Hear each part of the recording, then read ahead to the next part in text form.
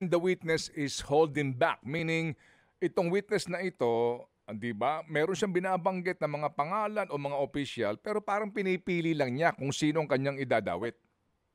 Tama po kayo sa inyong obserbasyon, Manong Ted. Yung tinatawag nating selective selective memory when it comes to transactions, selective memory as to the personality, selective memory as to the amount na tinanggap ng kung sino.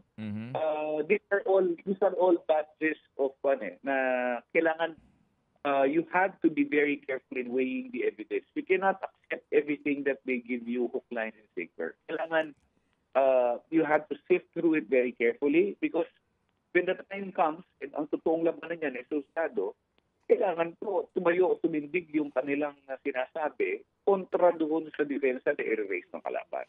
Opo. Ito pong Henry Alcantara, Bryce Hernandez, yung JP Mendoza, itong si Sims, itong si Yusek Bernardo, o maging ang mga Diskaya, sa ngayon po, hindi pa talaga nag-tell all ang mga ito o sa kanila po meron na ho nag-tell all as in wala na ho talagang itinatago at wala na ho kinukuble. Opo. Alam nyo, Manong Ted, pag sinabing tell all, relative po yan. Tell all from whose perspective. Kasi madali masabi kung na lahat o hindi pa.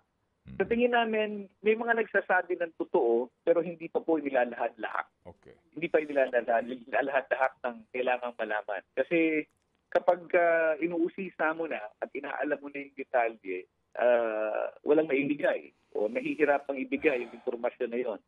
So, pagka tinanong mo naman yung patungkol dun sa mga tao, minsan merong hindi naman ako nakipag-usap dyan.